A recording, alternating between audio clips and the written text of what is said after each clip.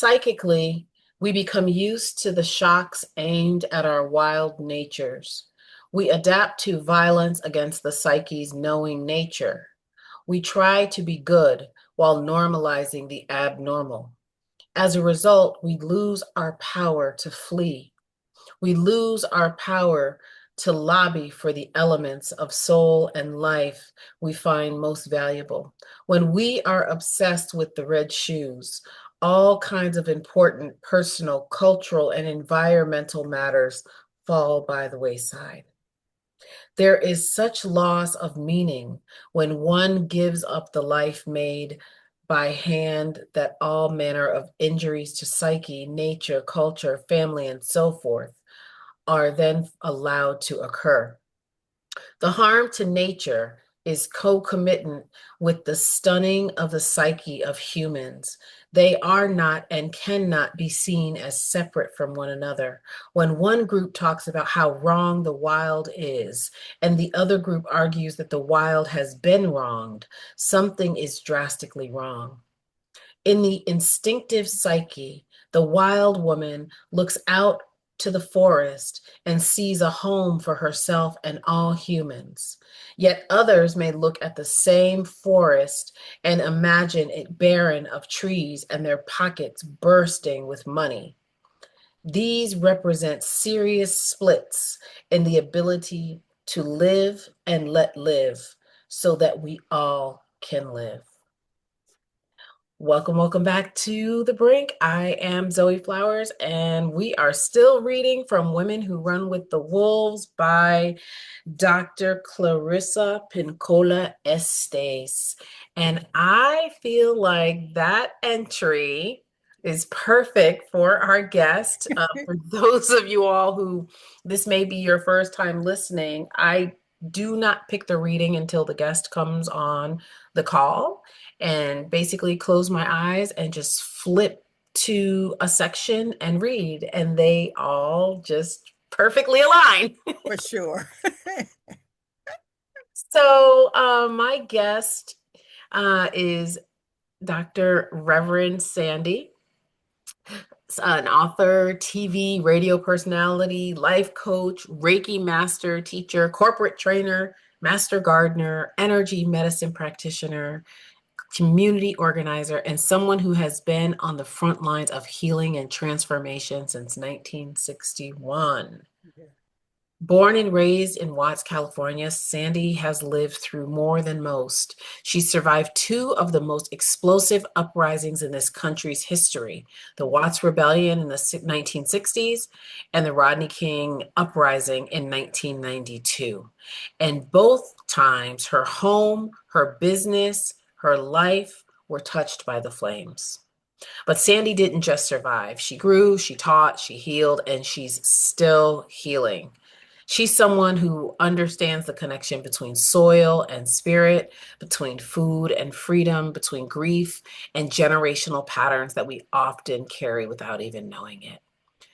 This conversation is a conversation about trauma, but it's more about wisdom and remembrance and the power of our elders that know how to walk through many things. And, this is a space where we gather in truth, where we talk about grief that lingers in the moments that shape us and the sacred tools that bring us back to ourselves. So I couldn't think of anyone better to talk to than Reverend Sandy, who I've known for a very long time Yes. and has been dropping jewels for the decades that I have known her. So thank you for being here. It is my honor. Thank you for inviting me. I'm so excited. Yeah, I know. We've been out here. We've been out here in the world, writing and doing all types of things. So Sure. yeah, so I'd love to hear because I don't think I've really heard your origin story. Little Sandy growing up in Watts. What was little Sandy like? Thank you again, Zoe, for having me as a guest today. I love giving what I can to help someone else. So this is just a golden opportunity for me to do that. when, as you read Women That Run with the Wolves, man, it just brought back so much for me Mm, because I remember our very first, or my very first beginnings in Watts was in a housing project that had been created for military veterans and their families. But it was such, um, hmm, a negatively impacted community because of course in those days the whole strength of power was to keep the other person down, and so it was, we lived in a ghetto, we didn't have the sense, the brain power, the intelligence that others had, and then all the other labels and restrictions that they were placed on us. And so, as I thought that as you were reading, I was like, man, this really has been a walk in faith. Because mm, how do you come from that, right? How do you come from the ghetto, the projects, the belittling of your personhood, and be able to stand and to bring other people along with you? That takes a lot. And so I was 10, my brother was 12, and we chose to create an organization called Student Committee for Improvement in Watts. mm, And at first, it was just a thought between he and I, and then we start bringing in our friends and our neighbors up and down the street and family members, and we had a problem finding a sponsor. Believe it or not, back in 61, the melanated teachers and leaders in our community would not, would not jeopardize their job, their livelihood to lead a bunch of little rugrats. didn't it? But first of all, you was 10 and Yes, he was 12. right. And y'all were having a conversation about the state of Watts. Is that Yes, ma'am. your neighborhood? Yeah, yeah, Wow. yeah. Yeah, it was run down, man. You know what I'm saying? Like they had the business owners, if their business wasn't successful, then they just boarded it up and left. Or Mm, the homes, of the elders particularly weren't kept up because they couldn't afford it. So, it was situations like that that we looked at and said, okay, it's time for us to come in and lend a helping hand, and wow. let's do something to help out. Wow. So, So, yeah. mhm. Yeah. So eventually we found Sue Welsh. I still love her to this day. And she always calls herself our Irish sister. And she stood by us, man. She would come through Watts all time of the night, all, midnight, 2 o'clock in the morning, whatever was needed, she was there. She had no fears because she felt and she knew in her heart of hearts that she was doing God's work. You know, and so to be of assistance to us, she always tells us, like, I learned more from you. I received more of a gift from you than you would have ever received from me. So, and like I said, what is this? 64 years later, we're still bonded. We still keep in contact with one another. She knows about each one of the members that was a part of the group, and she goes by and she sees them regularly, even now with her own husband, grown children, and grandchildren. So she's just a very powerful force. And so for us, that helped us to understand a broader sense of civilization, and what humanity really was. And so she, like in California, near the airport, a very upscale neighborhood, it's called Westminster. And she organized an exchange program one year for us to go into Westminster and share with those children out there. So we were always learning, always, always, always At learning. 10 and 12, you all were doing this exchange. Yes. And she was an adult in the neighborhood, or she was She a was a teacher teacher? at our school. Ah, Yeah, I see. So yeah. the other teachers weren't having it, but she decided that she was going to support you all. Correct. Correct. Yeah. Wow. Yeah. And so and that was truly a very tremendous difference for us because our parents, as positive as they were not willing to break too many of the rules either, you know. So if the rule said you didn't, go an inch outside this circle, then we weren't going to go. But Miss Welsh came along and she was like, "Oh, there's no circle. You go where you want to go, right?" And so we learned that. And I believe that's where our faith started. Hmm. Not necessarily in the sanctuary, Mm-hmm. in the religious houses, but with the understanding that we put our restrictions on ourselves. And as long as we know that the world is ours and we can move, then that's exactly what we're going to do. So I still treasure her, to this day for having that vision for us as well. And so, as we continue to grow and to learn what it is exactly that we wanted to accomplish, we decided to go to City Hall. Okay. Tom Bradley was mayor back Okay. then, and we said these are our demands for our community. We want the vacant business owners to come in and clean up their property, make sure that all the trash is from around it, everything. We were in the motion of beautifying our neighborhoods, all of Watts. And they laughed at us, the council members and stuff like, "Psh, you kids, go on about your business, go on back to jumping rope and hopscotch and stuff like that.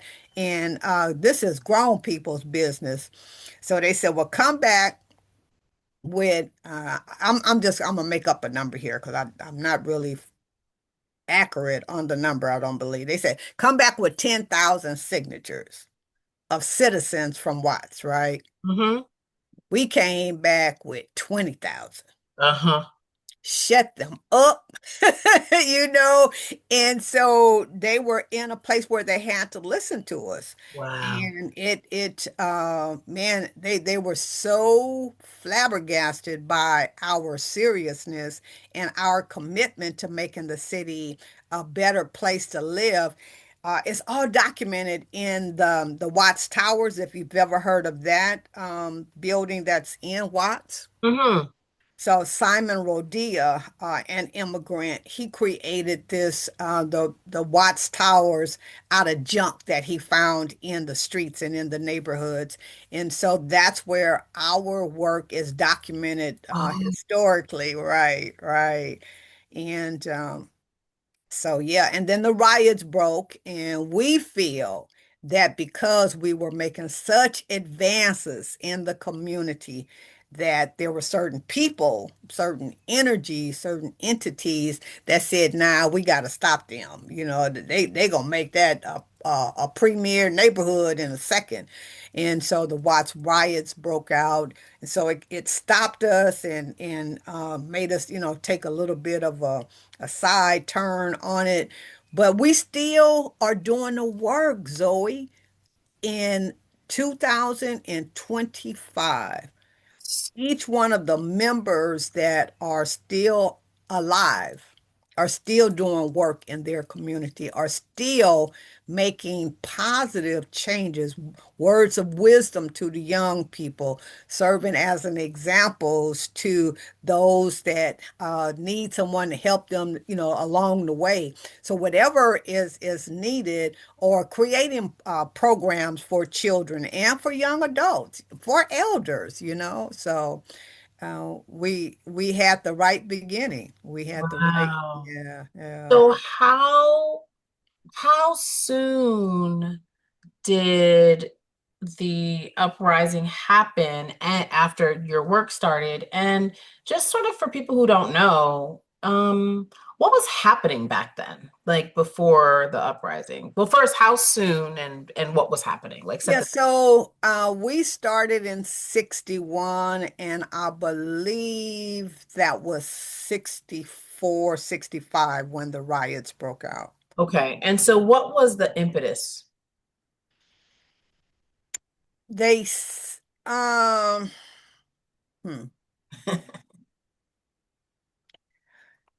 It's been said that people were afraid of the progressive energy that the citizens had picked up along the way. So we were cleaning, repairing, painting people's homes during that time. We were young teenagers, but Yeah. we had paint companies like Sinclair Paint came out with a big truck full of paint Wow. and provided the supplies. And we went to work cleaning people's yards and making repairs.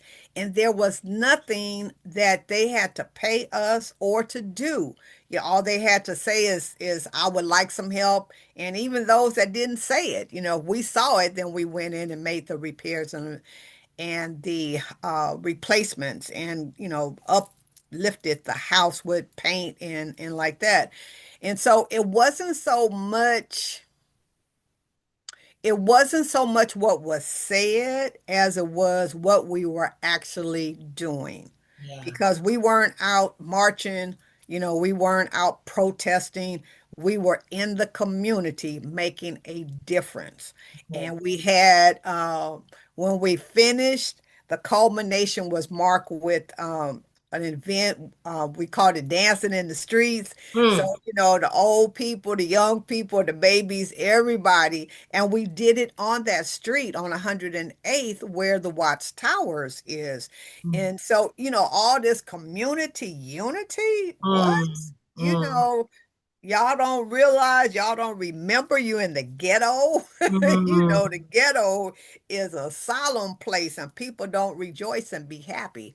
mm. And so, I believe, all this, not all, most of these situations that happen in the melanated neighborhoods is caused by other people's feeling threatened by the power that they see in the community. So, And how long did it?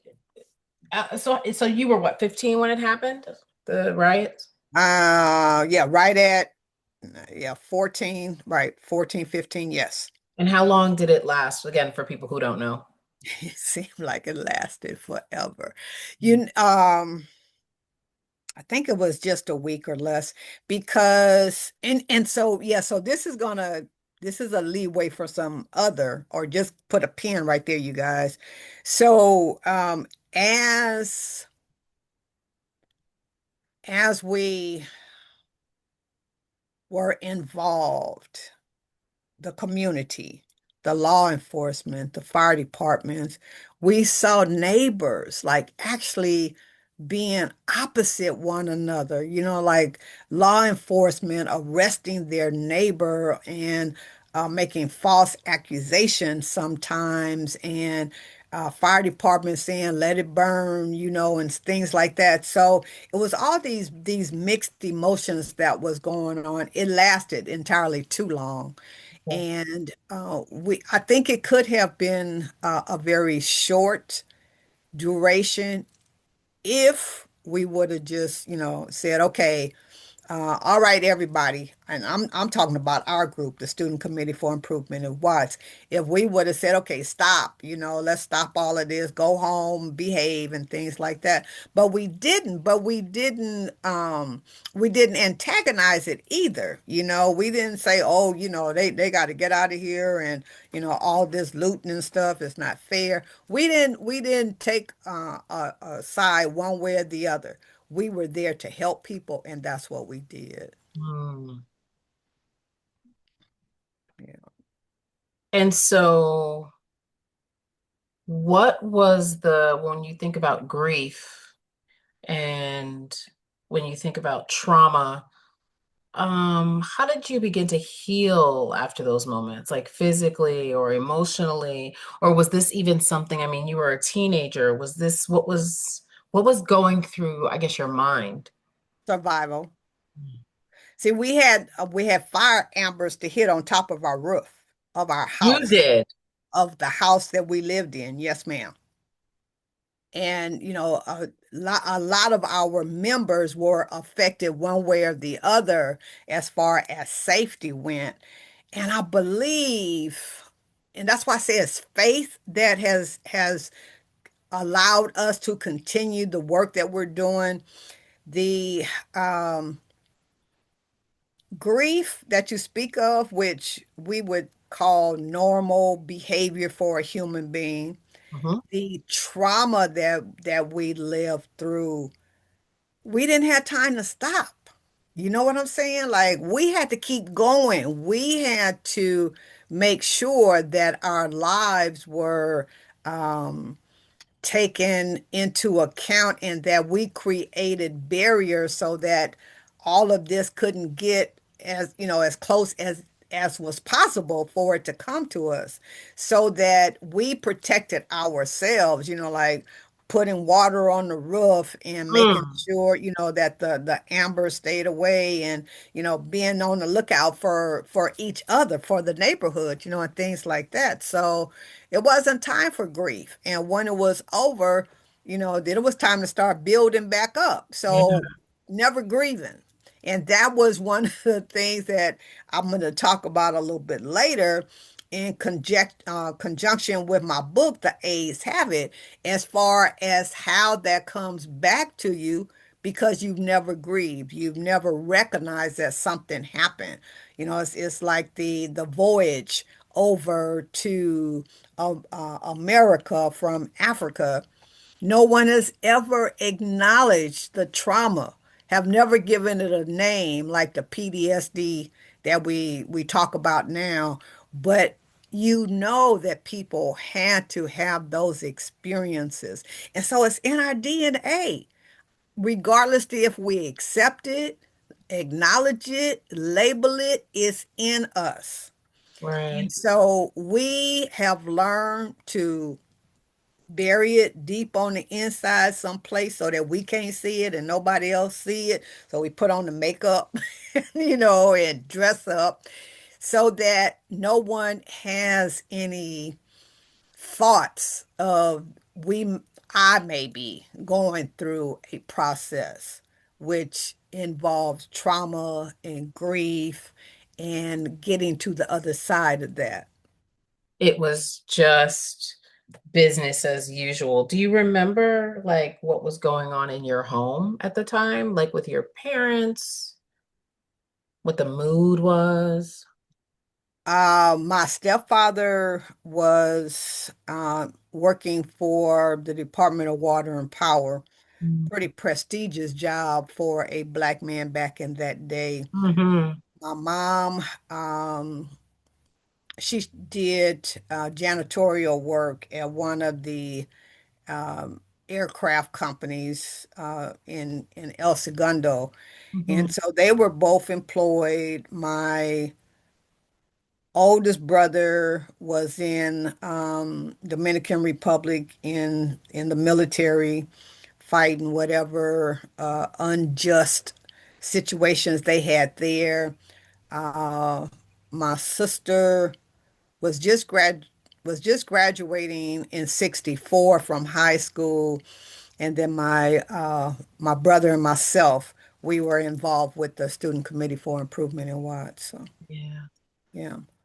But we were doing, we did a lot of unusual things at our household because we had a garden in our backyard in the city that most people just thought was so strange, but my stepfather was from Mississippi, Um, so growing food was just real natural for him. We had chickens, we yeah.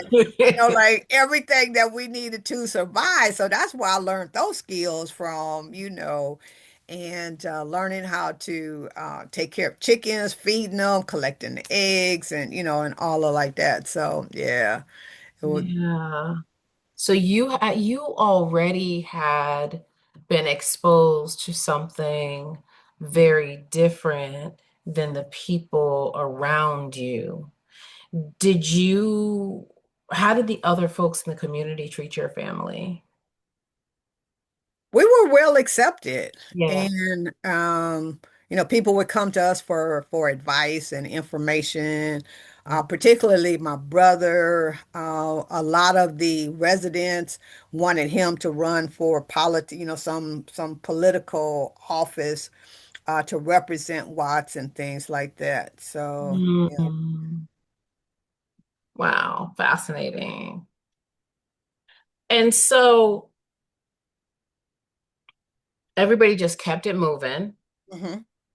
And when do you think you started to, because like we're talking about, many of us are carrying this ancestral trauma, right? We know about epigenetics and things like that, that things live in the body, pain and trauma. When did you first become aware of that truth? Oh, many, many years later. Mm, It was after Rodney King. It was after a divorce.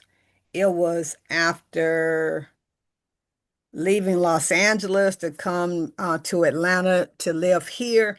So it wasn't immediate. And so I can go there and then we can come back if we need to. okay. So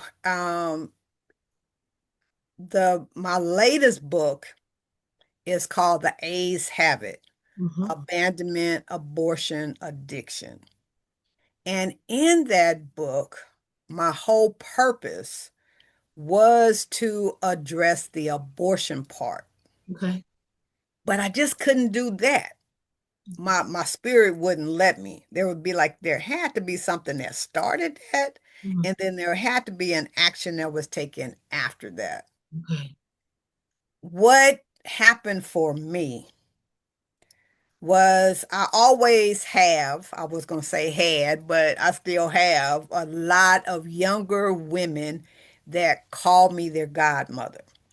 So one of my goddaughters back in the late 90s, we would go a lot of places together, and because we had physical features that were very, very similar, people never questioned when we said we were mother and daughter. And it was her birthday. She was coming up on 40 years old. And I picked up the phone to call her to wish her a happy birthday. I was driving. I actually had to pull off to the side of the interstate. And I said, I don't know why the hell I'm crying like this. I was trying to call you to tell you happy birthday. So I hung up the phone, proceeded to my hair appointment, but I'm still crying, trying to understand what that was about. It was a reminder that I had violated my body and having an abortion, and she was the same age that my daughter would have been. So when you say the body remembers, Yeah. you doggone straight. Because I had pushed it so far down, because I was told by no means will you ever utter the words of what this happened in this household to anybody. And I was a very dutiful daughter, I see. you know. So that's when other things started coming up, like the Watts riots and then the Rodney King riot, because at that point, I had my own modeling and entertainment company serving the children of South Central LA, was what they call the area now. Like if we don't call it Watts anymore, they won't Mhm. remember. So that's why I always make it a point to tell people that I was born and raised in Watts, because it was still Watts when I left there. But the children, when it first broke out, were all at school. And they came straight from school to our center for the lessons. And because the majority of the children that modeled with us was of low income, they took, the school bus maybe to their neighborhood and then walked over to our facility or something, like that. Mhm. So we knew as adults that we had to make sure that we was available for every child and that every child was accounted for before we closed up our building. Okay. Now, the police, everybody was saying, you got to vacate, you got to close up, you got to get out of here. We refused. Like, we ain't doing nothing until every single child that comes to this facility is accounted for. And we had a circle of prayer, and everyone, all the children knew how to participate in that. And everyone was taken to their residence. Everyone got home safely. Everyone was accounted for. When I got back the next morning, the metal covering that comes down, because it was a glass front for the building, it was a X had been cut through it, and they said they had to do that in order to look on the inside to make sure that there was no fire. So Mhm. now there's my business that's impacted. Mhm. That right there was horrible, because the stench, the smell, the smoke, all of that took me 30 years back, to the Watts Mhm. riot. So it was that was traumatic. But again, I had to rebound as quickly as possible for those children. Mhm. So I didn't take time. I'm not gonna say I didn't have time. I didn't take time to stop and grieve. Yeah. Yeah. And so it wasn't until you got to the South, basically, that you began to unpack Hmm. these things. Yes, ma'am. And even now, most people tell me all the time, you're always doing something, you're always moving, you need to slow down. But Zoe, I still have that same energy. And it wasn't until just recently that I did stop long enough to figure out what is this drive that I have that keeps me going, creating something new, coming out, speaking to people, breaking it down so people could understand, not with the highfalutin words and all Yeah. of that, right? Yeah. So that was when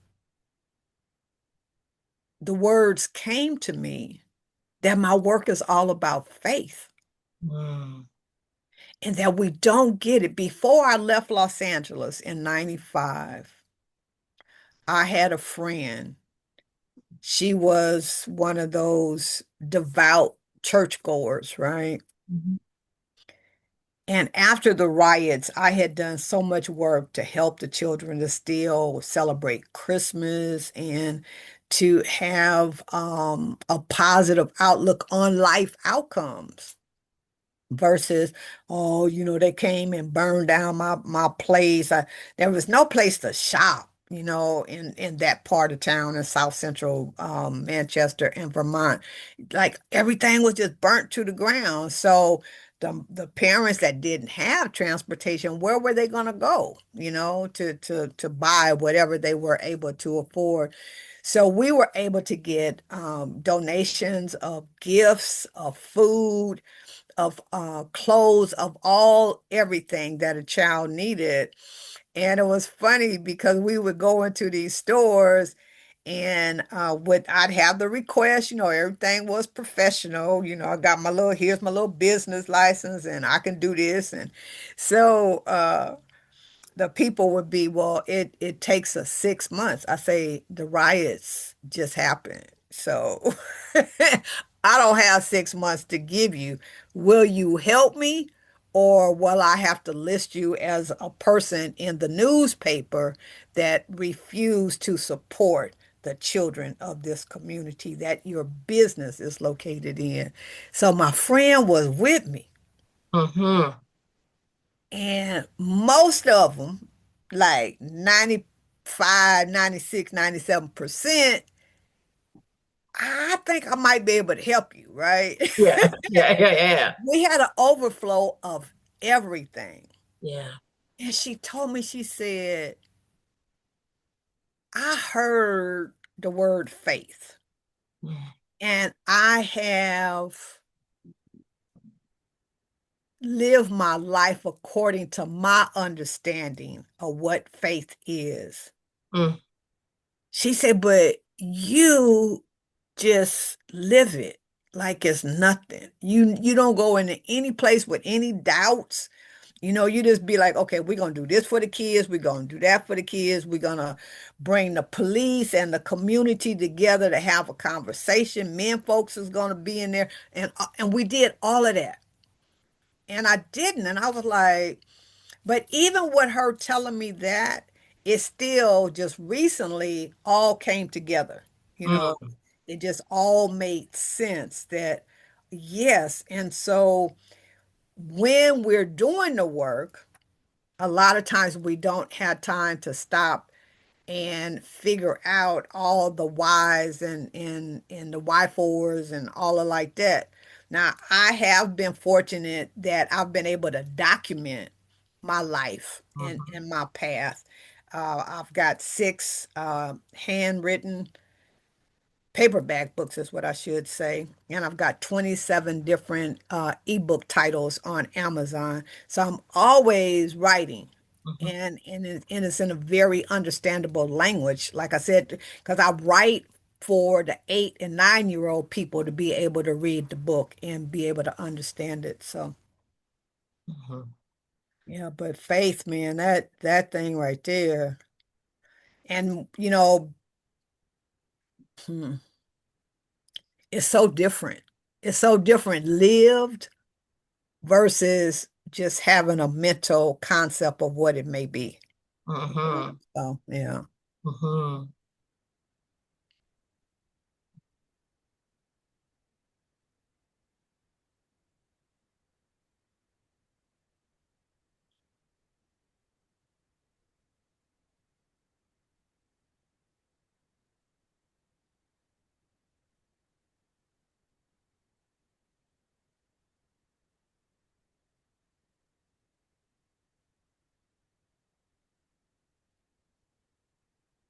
I'll have to edit that out. It sounds like, That's okay because I needed a drink of water too. oh, okay. Did you get it? Yes, I did. Okay. Yeah, it sounded like somebody was coming up the back stairs. Oh, okay, okay. So when you think about grief as a portal, what does that mean to you? Where do you think grief can take us?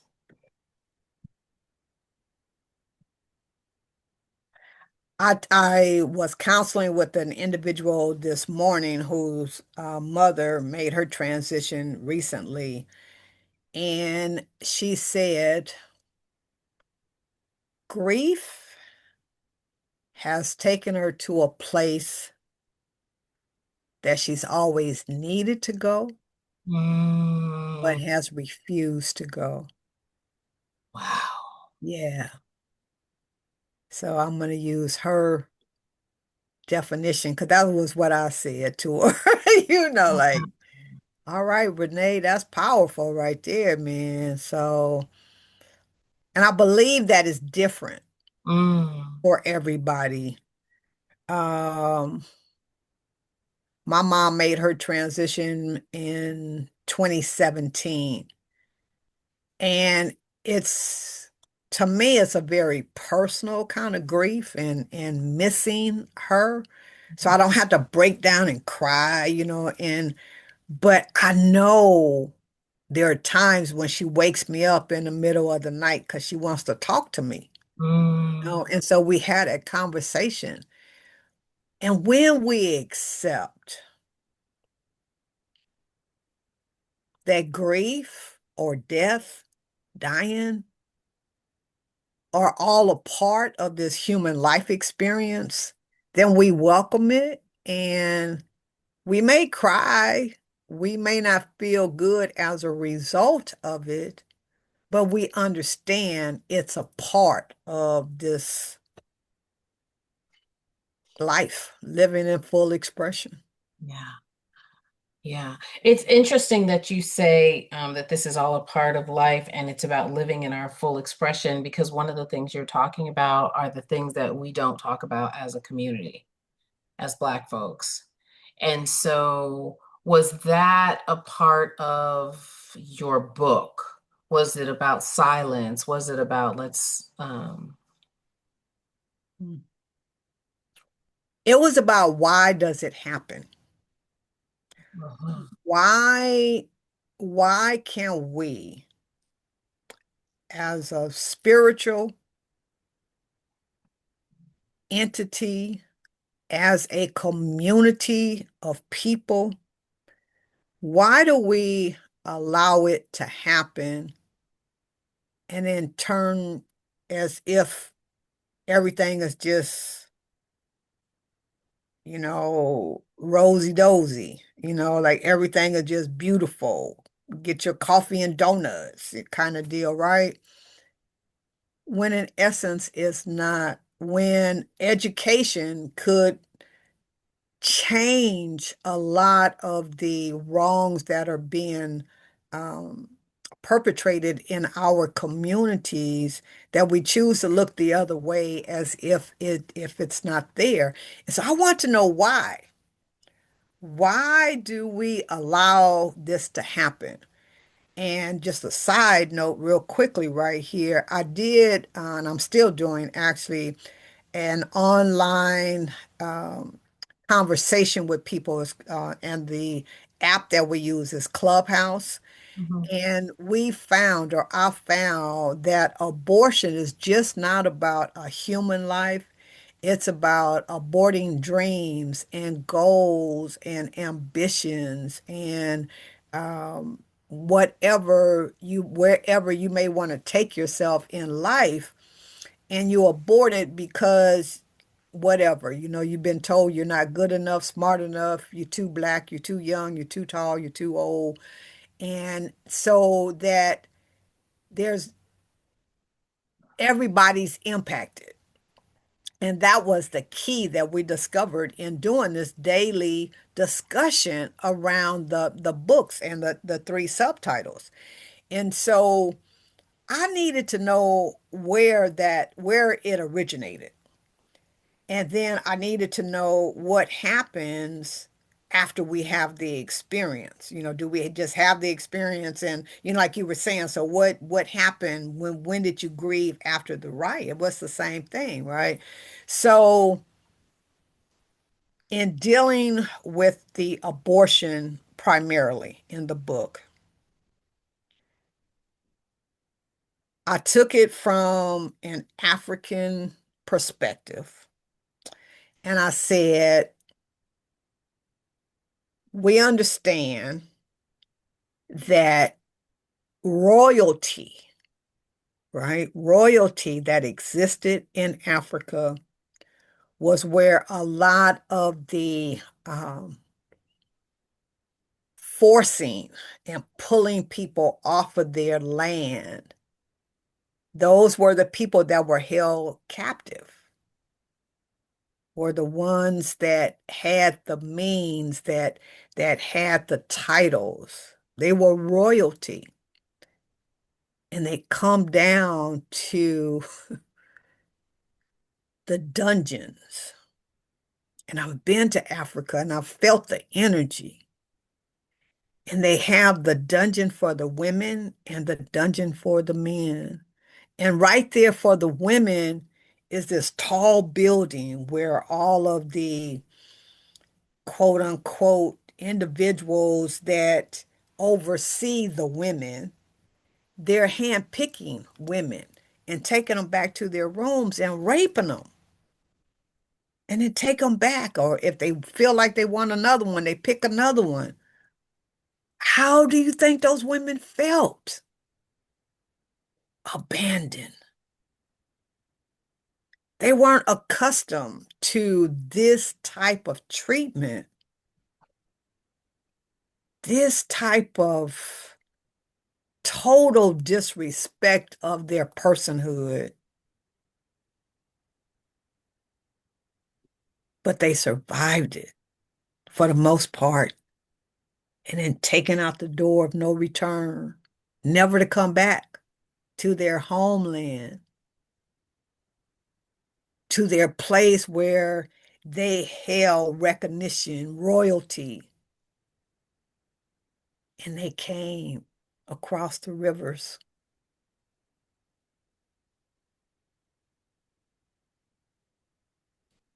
I would think that they felt abandoned. How else can you make it make sense and continue to live? So I break down abandonment in that first section, and it was very interesting. Again, going to the male energy in the group, where some of the men said they felt they were abandoned when their mother ejected them from their body. You'd be like, well, like, but no, that was a time of abandonment for me. I was safe and secure in her womb. I didn't want to come out.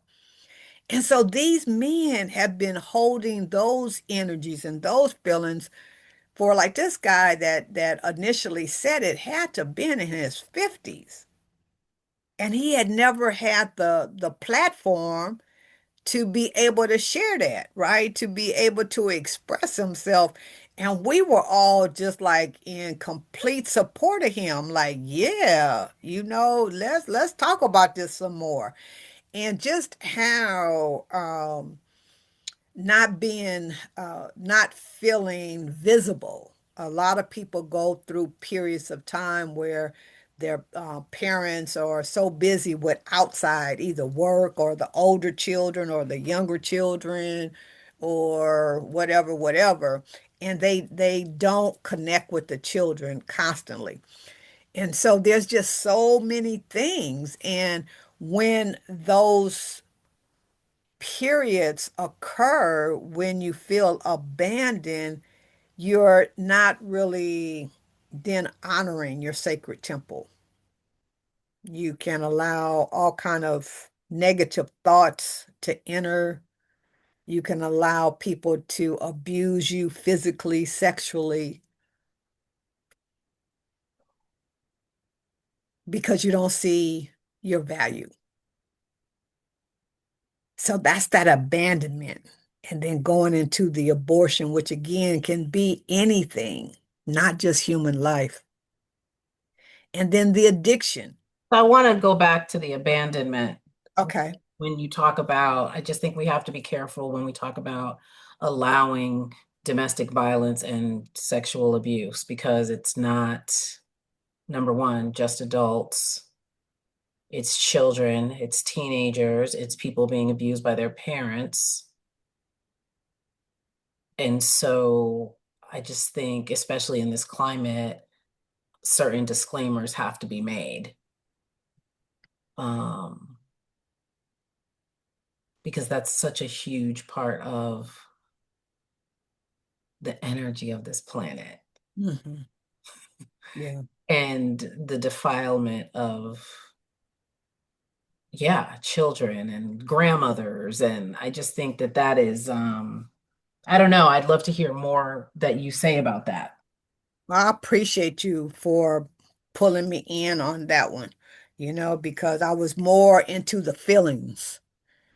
And I do agree with you totally, just absolutely totally. There's no percentages, just absolutely totally. And yeah, yeah, Because this is something that you know, the work that I've done, right. it's something, and in our spiritual community, it's something that I think about and have thought about a lot because sometimes it can come off sounding like victim blaming when a lot of this is the structures that have been put in place that lead people to feel abandoned in the first Yes, yeah, place. yeah, absolutely, Yeah. absolutely. Yeah. Yeah. So what do you think about like the role of spirituality in that, in the abandonment piece?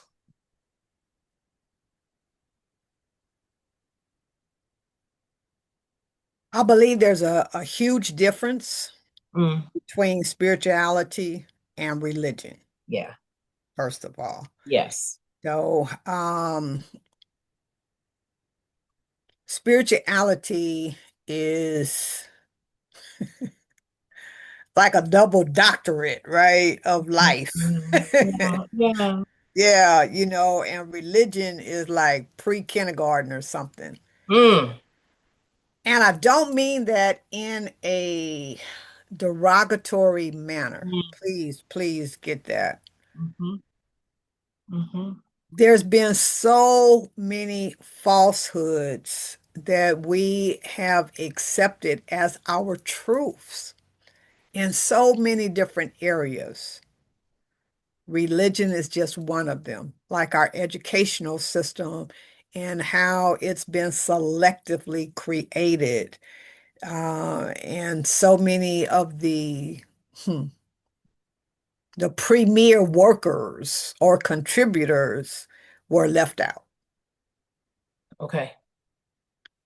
Yep. So with that understanding, spirituality is understanding that God lives within you, within you. You're a piece of the creator's Mhm. energy. Yeah.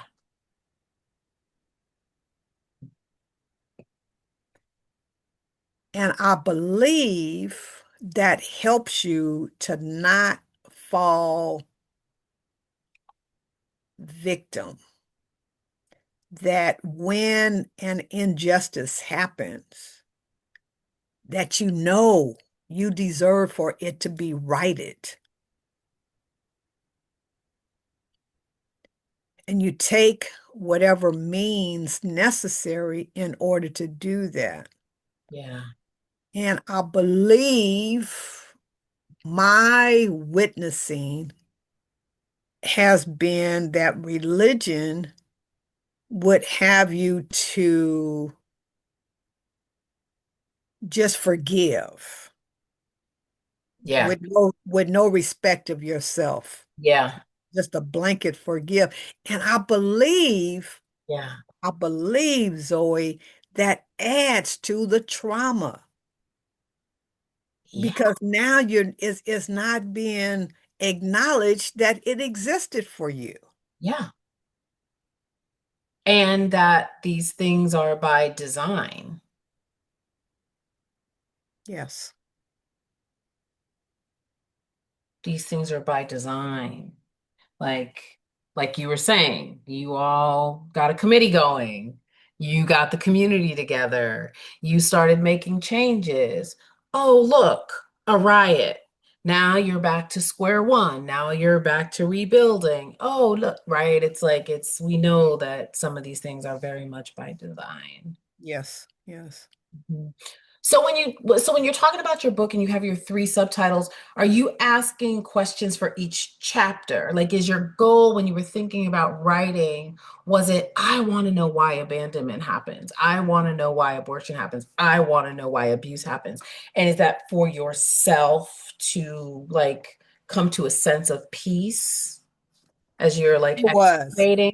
Yeah, it really was.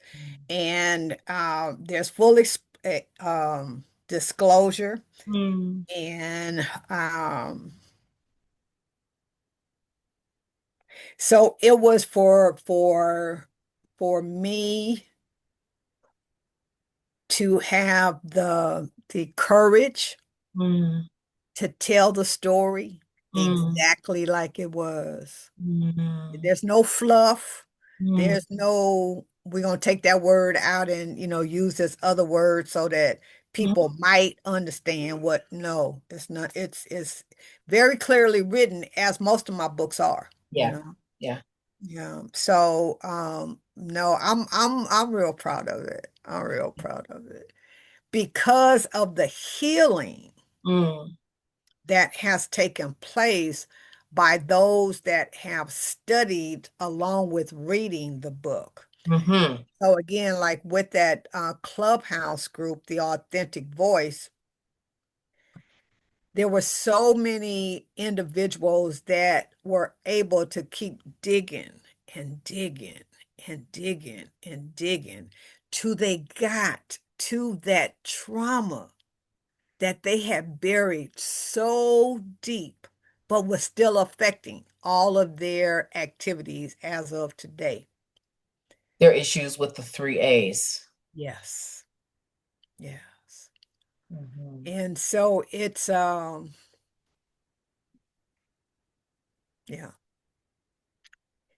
There's a lot of healing.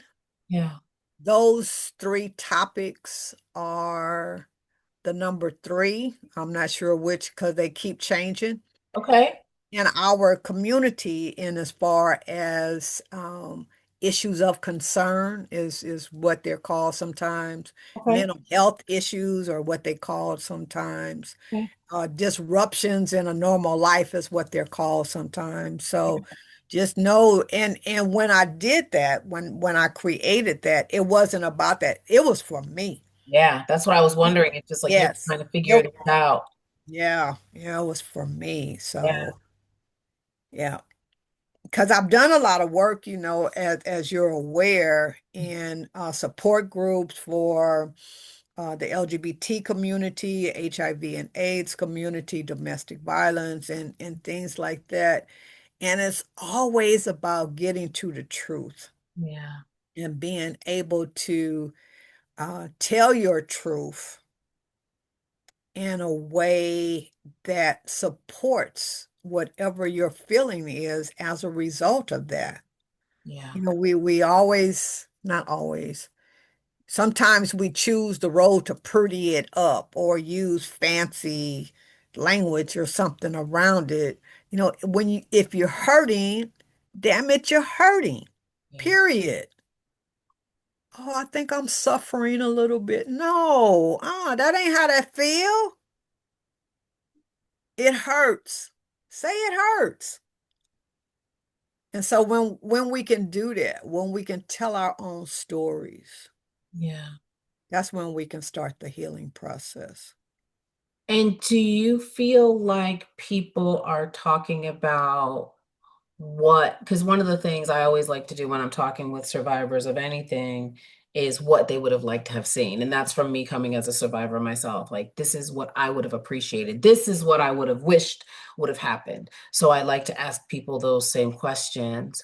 Do you find that people in the groups are like talking about what they need, like what they Yeah. wish they had? Like, Yes. so what kind of support are people saying they wish that they had? And there was one guy whose mom was an alcoholic, and she literally traded his little body to the pastor of the church to get money to buy her alcohol. So for him to be able to tell his story, and he's now a grandfather and I believe a great grandfather as well, freed him up because he had been beating himself up and saying it was his fault all this time, all these years. It allows for a person to come to peace with what has happened. Yeah. And that peace is so important. Yeah. It validates a person's being to be able to tell their story. Yeah. And there is a network on called Black on Demand Network. It's a streaming platform. The executive producer loved my work.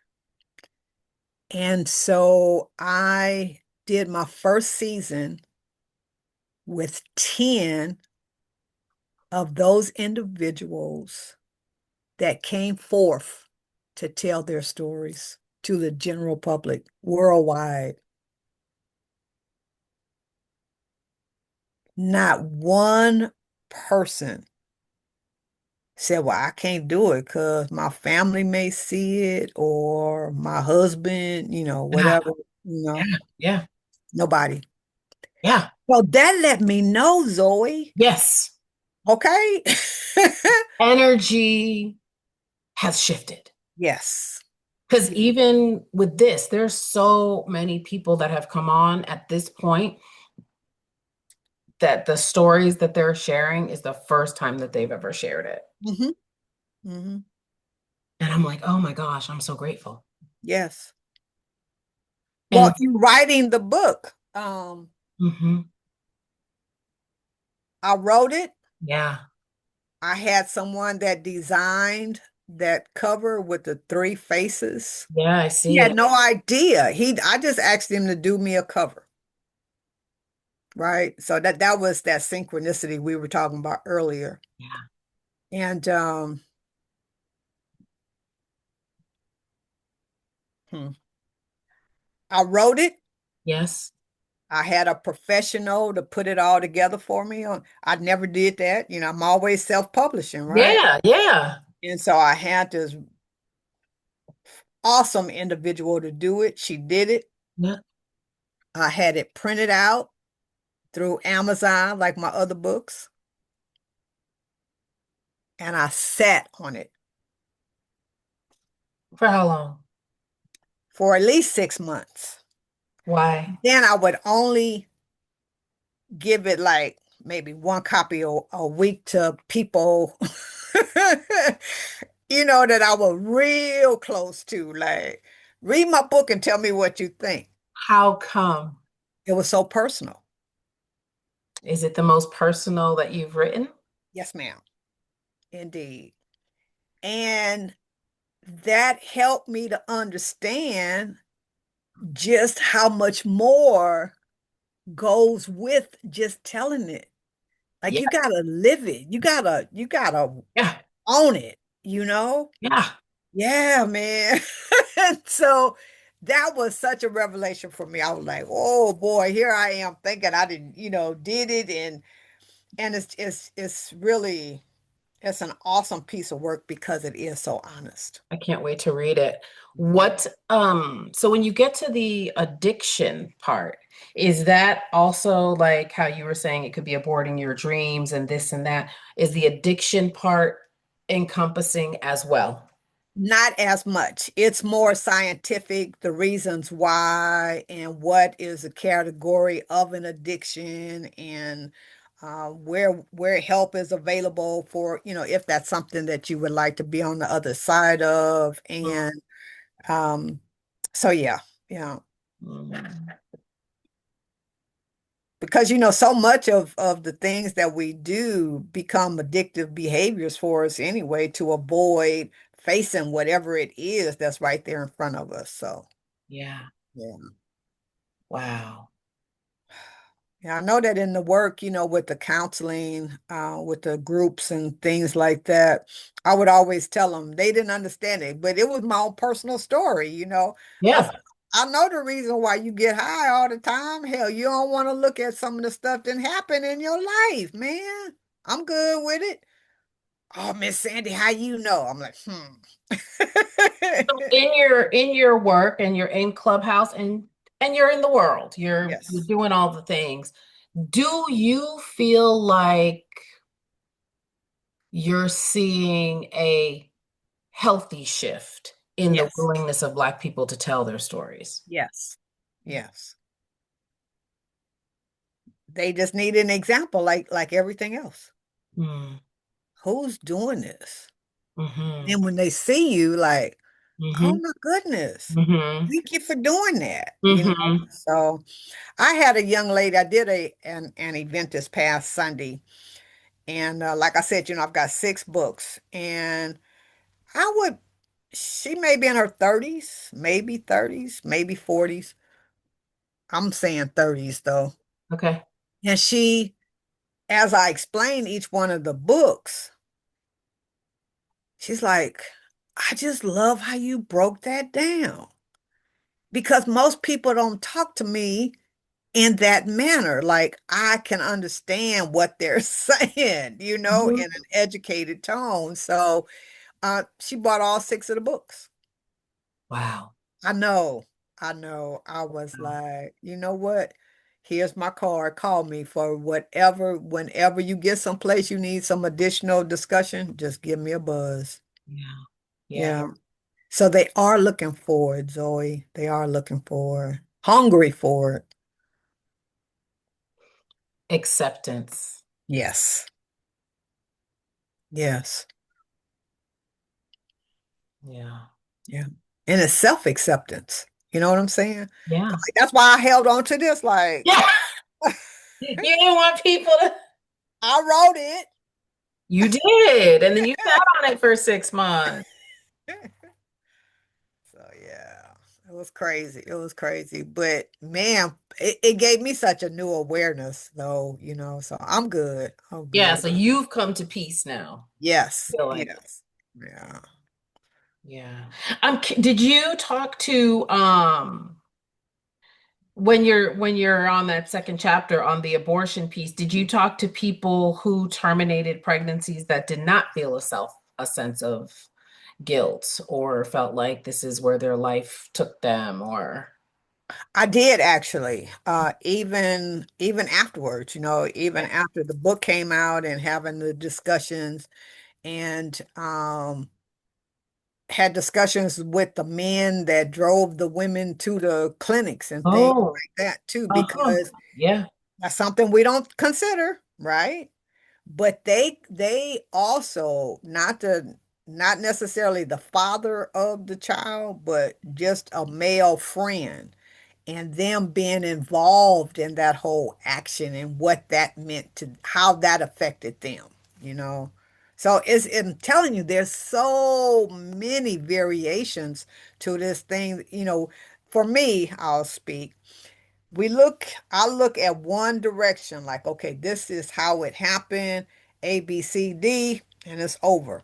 But Yeah. no, man, because it's going this way and that way, up here, down there, it's going all kind of directions because of the various individuals that are involved. So it's not that clear cut. It's not that clear cut. Everybody brings their own personal background to the table. Hmm. Interesting. So what do you think now, like what's next for you in this process? So I'm continuing with the TV, Okay. and we ranked number one talk show for the network for our season 1. So Of I'm course really you did. Of excited course about you did. Of that. course you did. And how can people find that again? It's our Black on Demand network, and it's through Roku or Amazon Oh, Fire. Hmm. Okay.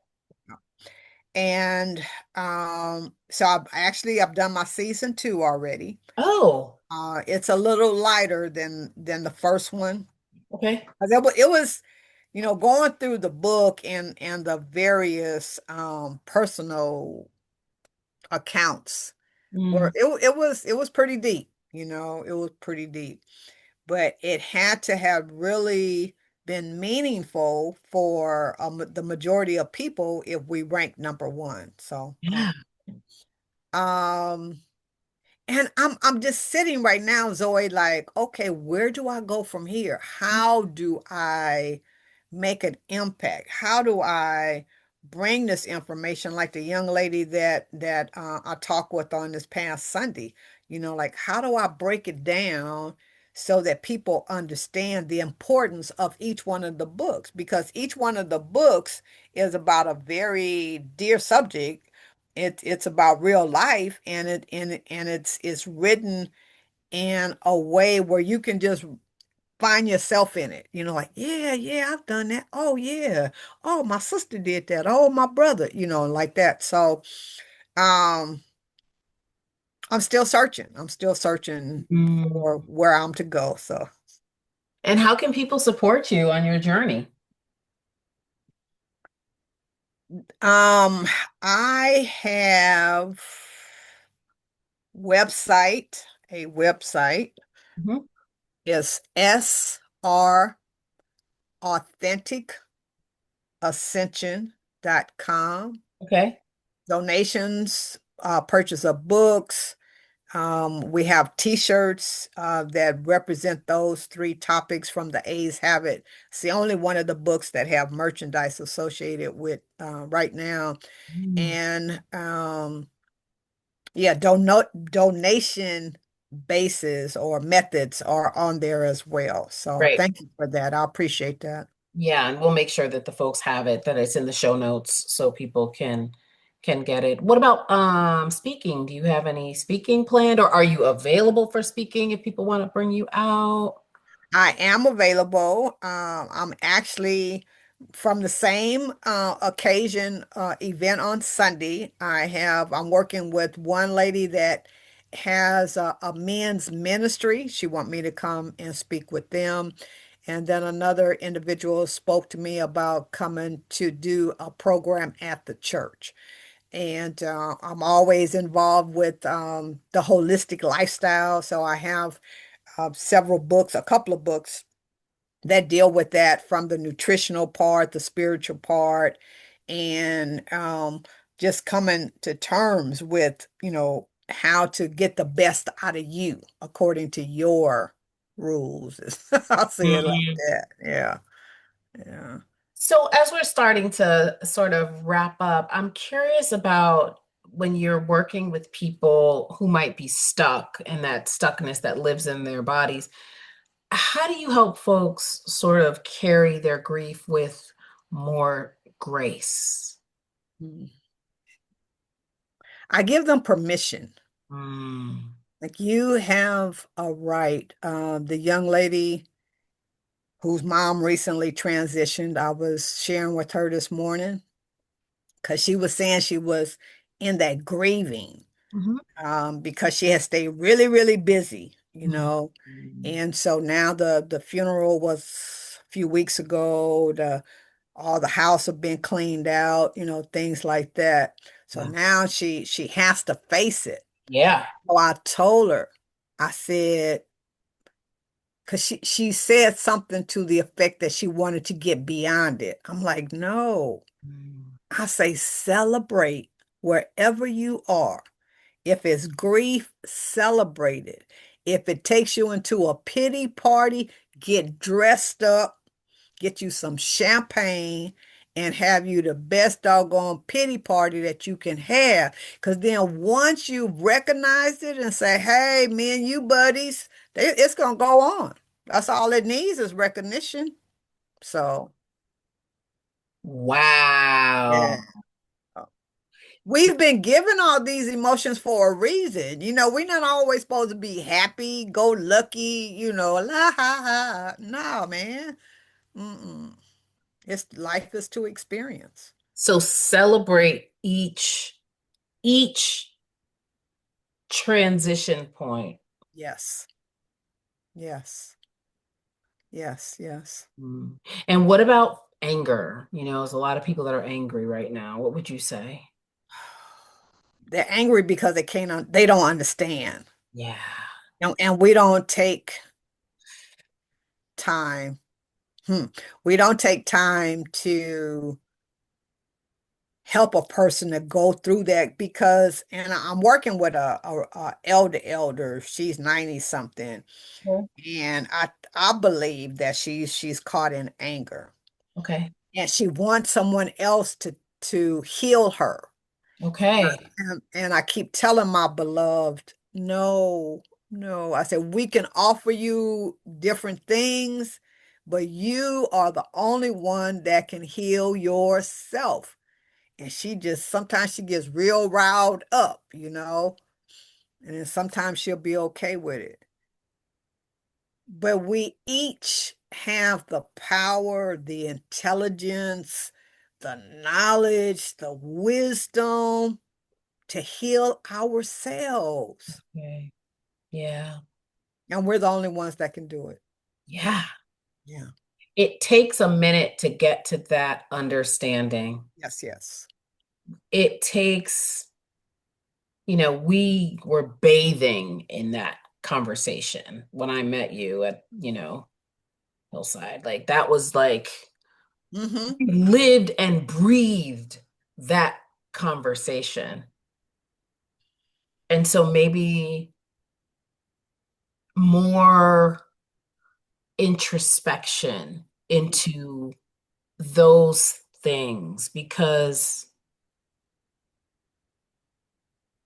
I feel like if we are paying attention, I don't know, maybe people are busy. You know what? People are busy. Never mind. People are working, people are doing, because I'm like, well, if we're paying attention to history, if we're like we're not going to be surprised by anything that's happening. But people are busy. That's what I have to always come back to. But to your point, though, Zoe, and just taking this as an example. Yes. So if you can read it anyway, that middle word is abortion. Yes. So this whole book could have been about that and anger and pissed off because of this, and there wasn't any sex education discussed in the house and Hmm. taught at the school, and the Hmm. older women in the community, and then the men took it, whatever. Could Yeah. have stayed on that being pissed off, just upset. Yes.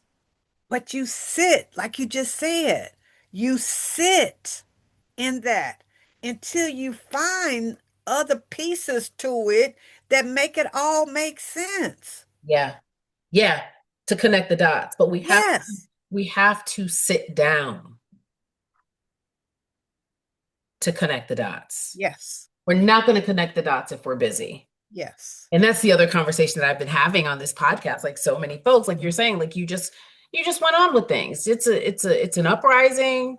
We get out the mops, we get out the brooms, and we just go to work. exactly. And that's what we're programmed to do under capitalism, is just to continue working. And especially as melanated people, we just keep going. Right, right. Mhm. But Yeah. that time is over. It is. It truly is. And it's just so evident Yeah. everywhere you go. I Yeah. mean, Yeah. That paradigm is not sustainable. yeah. Mhm. This has been so good, Reverend Sandy. So, what do you want to sort of leave this part of the conversation with? Hmm. Life goes on.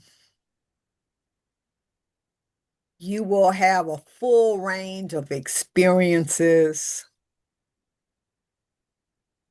None is any better than the other. They're all equal. It's how you look at it. You have the power to heal yourself in any and all capacities. like the host just said, when we be still and go to that inner place, that place of power, of strength, of courage, of faith, of truth, when we connect there, we have the courage to live life in its totality. And we get to improve our lives and the lives of others, of those that are around us. So smile, keep it light, trust yourself. You have the power to do whatever it is you choose to do. Be blessed. Mhm. One thing you're grateful for.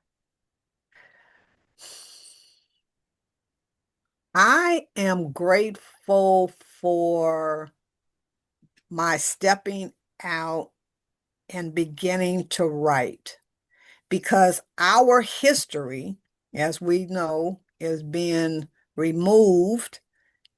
But as long as I continue to add to the Library of Congress my books, our history is never lost. Ashe. Yeah. So thank you for that. Yes, thank Yes. you. Thank you. Oh my God, this has been so amazing. Thank you. Oh my, I could have asked a million more questions. Thank you so much for I'll come back. sharing. I'll come Yes, back. you have to come back. So the reason, folks, that I don't have the book is because, as you know, I am not in the United States, and so I was supposed to go home. I didn't go home, so that's why I don't have the book yet. Because I like to read the book before the conversation, but I didn't go to the States. So, but by the time you come on the next time, I mean, who knows? You probably have another book by then. But I will definitely, I will definitely have read it by then. So thank you, thank you, thank you Thank for, you. yeah, for this great conversation. And so, as always, folks, if you felt something during this episode, which I know you did, I want to hear from you. What part of Sandy's story resonated with you? What grief might you still be carrying? And what healing are you ready to claim? So share it with me, and who knows, your story may end up on a future podcast. And I am Zoe Flowers. And remember, none of us deserve to be on the brink alone. I'll see you next Tuesday. Bye. Thank you so much again.